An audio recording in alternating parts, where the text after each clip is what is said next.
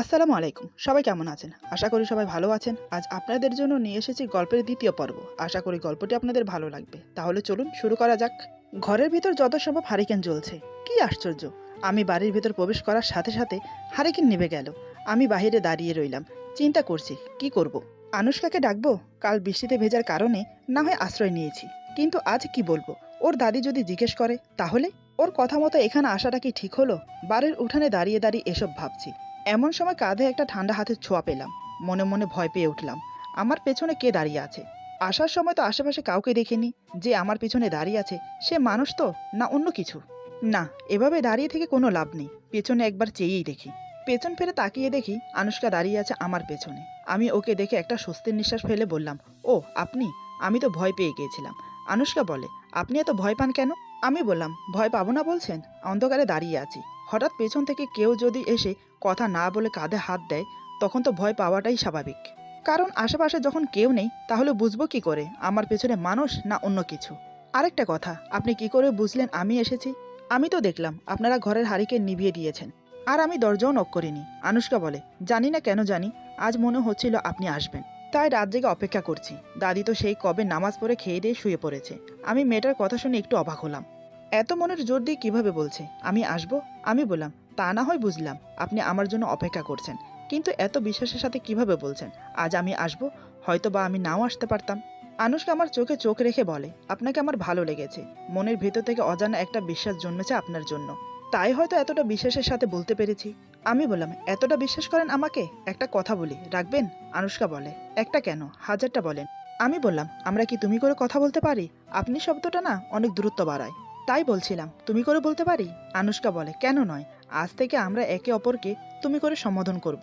আমি বললাম, thank you so much আমার কথাটা রাখার জন্য। আনুশকা বলে, এখানে ধন্যবাদ জানানোর কি আছে?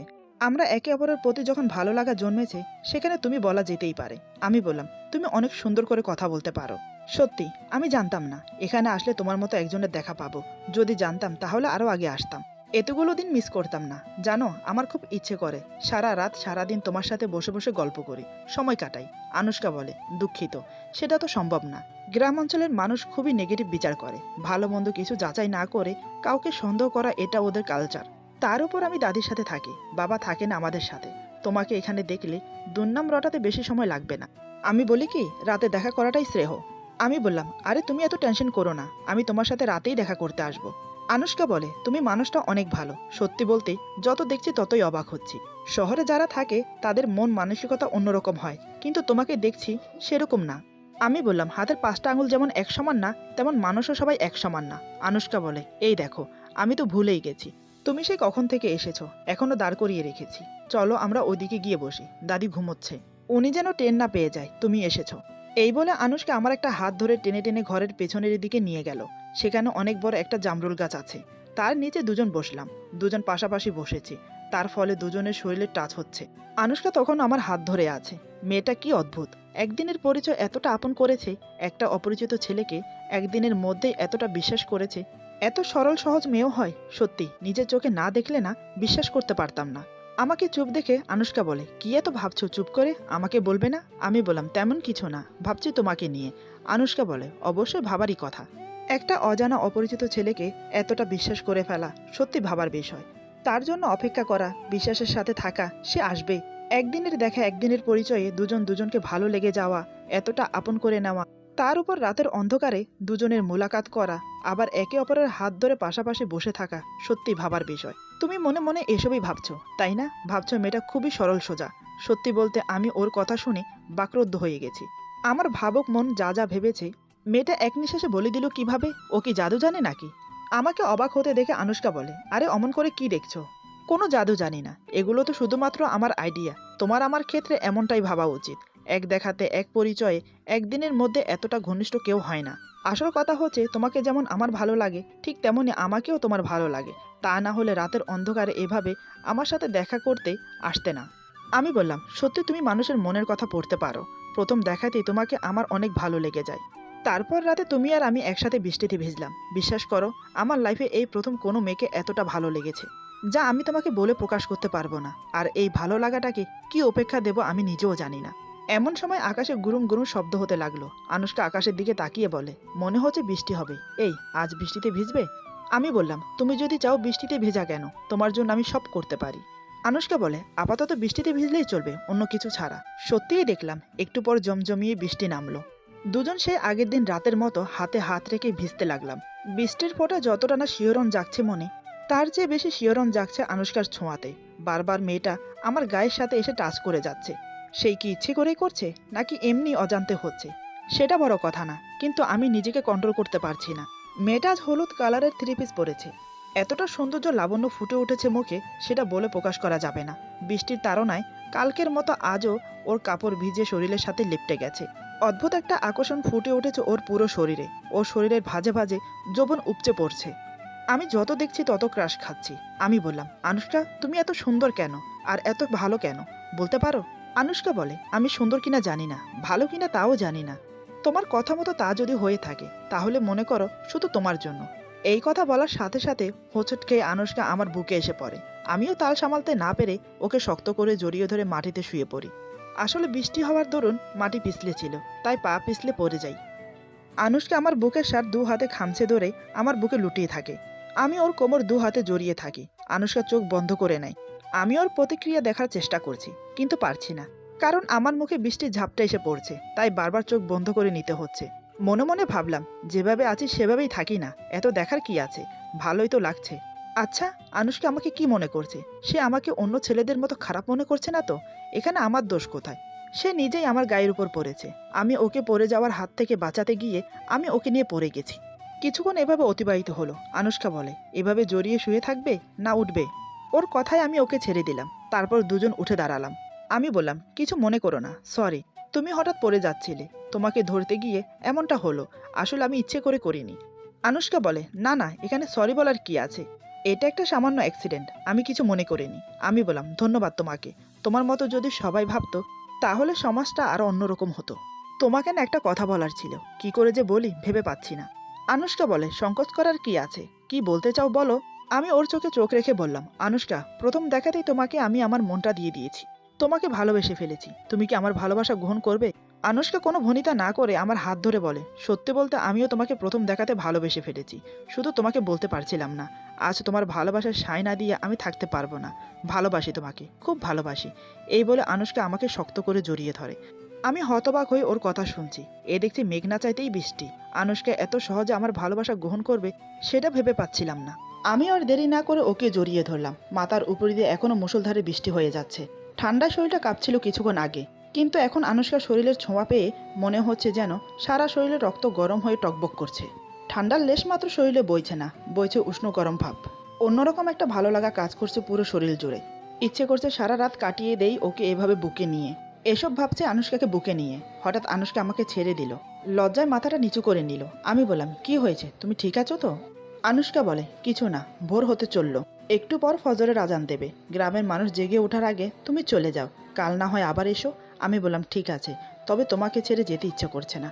আনুশকা বলে, আমারও যে তোমার সাথে সময় কাটাতে ভালো লাগে, কিন্তু কি করব। আমি ওর কাঁধে হাত রেখে বললাম, মন খারাপ করো না, কাল রাতে ঠিক আবার আসবো আমি। এখন আমি যাই। আনুশকা বলে, যাও, তবে সাবধানে যেও।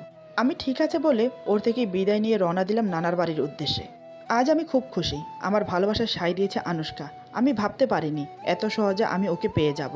সত্যি আমি অবাক হয়ে গেছি যখন আনুশকা বলে, আমিও তোমাকে প্রথম দেখা থেকে ভালোবেসে ফেলেছি। ওকে নিয়ে নানান কথা ভাবতে ভাবতে বাড়িতে পৌঁছে গেলাম। সাইকেল রেখে নিজের রুমে গিয়ে শুয়ে পড়ি। একটা কথা ভেবে স্বস্তির নিঃশ্বাস ফেললাম, যা বাবা, কেউ বুঝতে পারিনি কিছু। সকালে ঘুম থেকে উঠলাম একটু বেলা করে। ফ্রেশ হয়ে নাস্তা করে একটু বের হলাম। চারিদিকের পরিবেশ দেখে একটু আশ্চর্য হলাম। এদিকে বৃষ্টি হওয়ার কোনো লেশমাত্র চিহ্ন নেই। কাল রাতে দেখলাম মুষলধারে বৃষ্টি হলো। সেই বৃষ্টিতে আমি ভিজেছিও, তাহলে এদিকে বৃষ্টি নাই কেন? কিছু মাথায় আসছে না। আবার মনে মনে ভাবলাম, আরে ধুর, কি থেকে কি ভাবছি। সব জায়গাতে এক সমান বৃষ্টি হয় না। 1 ঘন্টা আগে এখানে হলে তার 2 ঘন্টা পরে ওখানে, নয়তোবা 2 দিন পরে। হয়তোবা হবে এখানে বৃষ্টি হয়নি, আনুশকাদের ওখানে হয়েছে।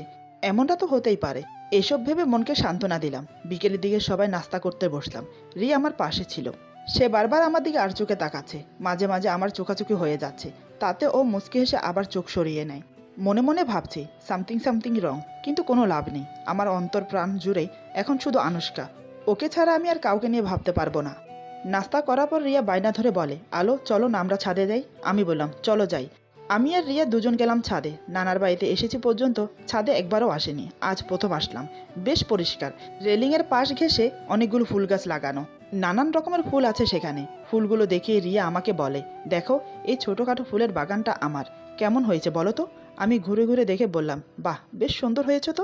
রিয়া বলে, তোমার পছন্দ হয়েছে? আমি বললাম, ফুল কার না পছন্দ বলো। রিয়া বলে, আমার কিন্তু বেশ পছন্দ ফুল, তাই আমার পছন্দের ফুল দিয়েই বাগান করেছি।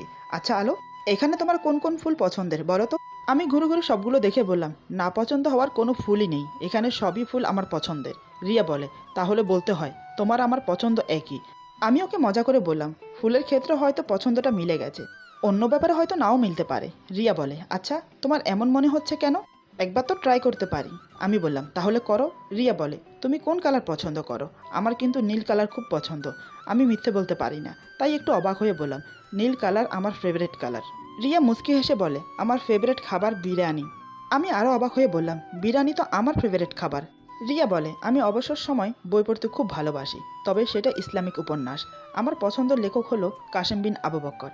আমি বাকরুদ্ধ হয়ে ওর দিকে তাকিয়ে আছি। এই মেয়েটা দেখে আমার পছন্দের সব কিছু জানে। ও কি আগে থেকে সব জেনে নিয়েছে? আমি একটু রাগান্বিত হয়ে বললাম, আচ্ছা এবার বুঝতে পেরেছি, আমার ব্যাপারে সব কিছু স্টাডি করে নিয়েছো তাই তো? আমার কথায় রিয়া মনে কষ্ট পায়। সে মুখ কালো করে বলে, আমি তোমার ব্যাপারে কিছু স্টাডি করিনি। কিভাবে করব বলো তো? তুমি তো এখানে আসোই না। এই বাড়ির কেউই তোমার পছন্দ অপছন্দের কি জানে না। তাহলে আমি জানবো কি করে? আমি আমার পছন্দের হবিগুলো তোমার সাথে শেয়ার করলাম, তাতে যদি তোমার পছন্দ আমার পছন্দ মিলে যায়, এখানে আমার দোষ কোথায়? এই বলে রিয়া কান্না শুরু করে দেয়। আরে মেয়েটা তো আজব, সামান্য কথা কেউ কান্না করে? আমি এগিয়ে ওর হাত ধরে বললাম, এই পাগলি, সামান্য কথা কেউ কান্না করে? আমি তো এমনিই বলছিলাম, এখন আর কান্না করো না প্লিজ। এই বলে ওর চোখের পানি মুছে দিলাম।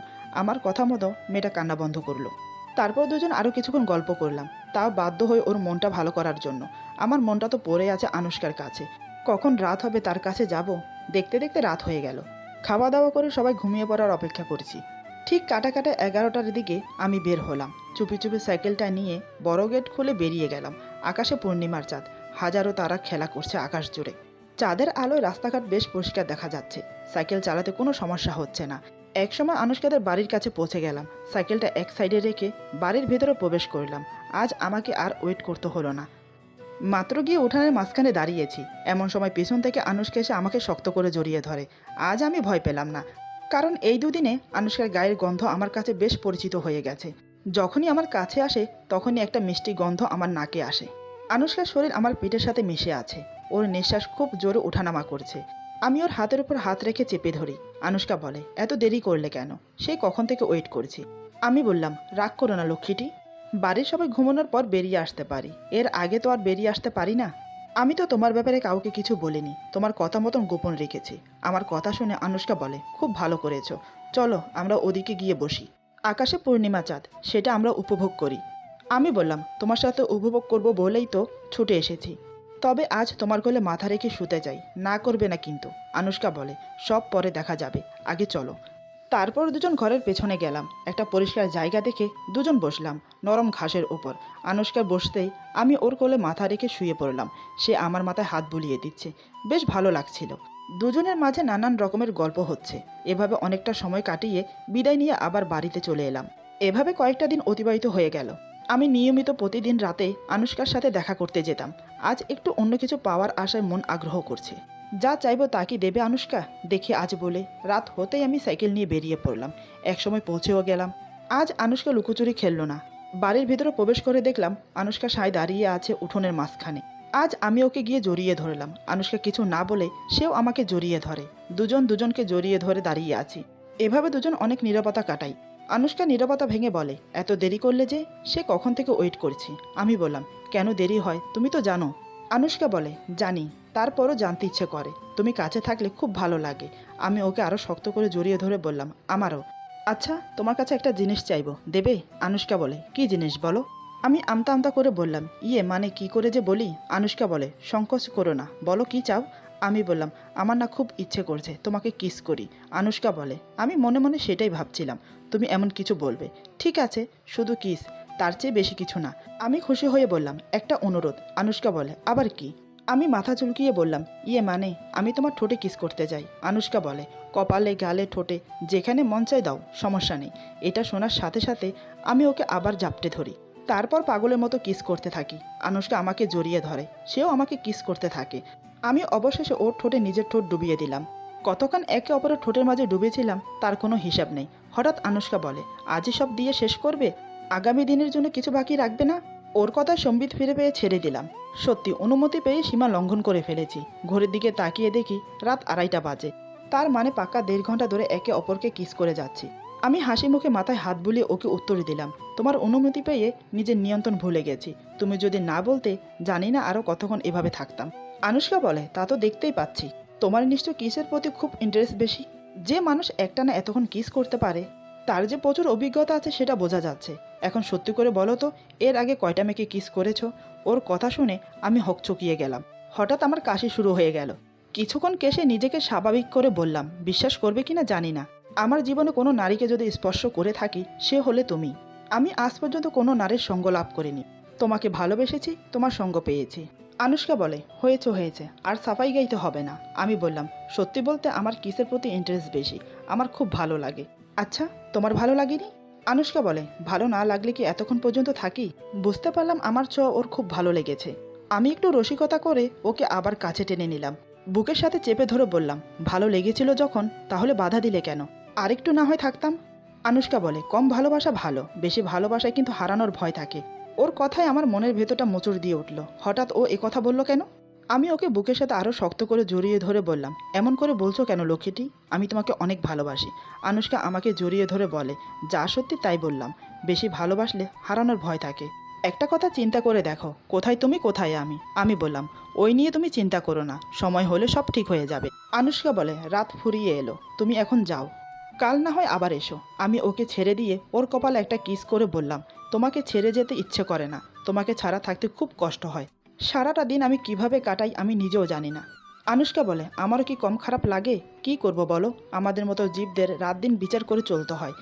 তাই তো সারাটা দিন আড়াল থেকে রাতের জন্য ওয়েট করি। রাত নামলে সারা জগৎটা আমাদের হয়ে যায়।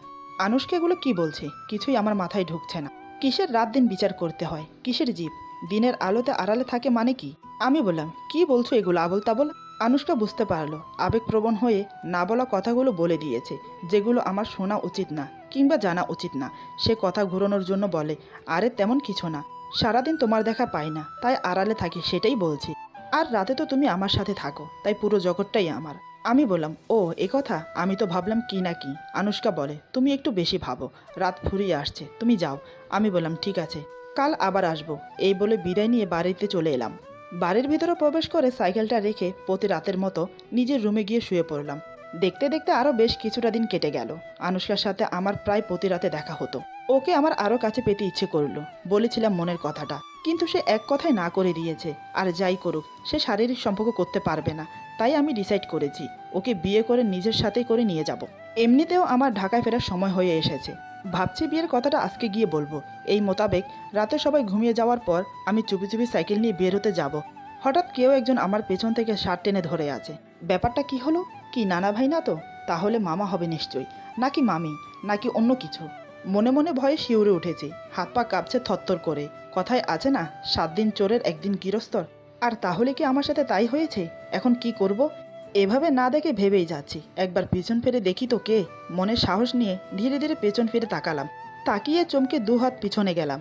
যে ভয়টা পেয়েছি সেটা না হলেও তার চেয়ে বড় ভয়। যে আমার সামনে দাঁড়িয়ে আছে তার মুখোমুখি হতে হবে ভাবতে পারিনি। কিন্তু সে এখানে কি করছে? এরপর হঠাৎ যা হলো, আজকের গল্প এখানে সমাপ্ত। গল্পের বাকি অংশ পেয়ে যাবেন আগামী পর্বে। আশা করি গল্পটা আপনাদের ভালো লাগবে। যদি ভালো লাগে তাহলে লাইক, কমেন্ট এবং সাবস্ক্রাইব করে আমাদের পাশে থাকুন। পাশে থাকা বেল আইকন প্রেস করে দেবেন, তাহলে আমাদের নিত্য নতুন ভিডিও আপনাদের কাছে পৌঁছে যাবে। সবাই ভালো থাকবেন, সুস্থ থাকবেন। আল্লাহ হাফেজ।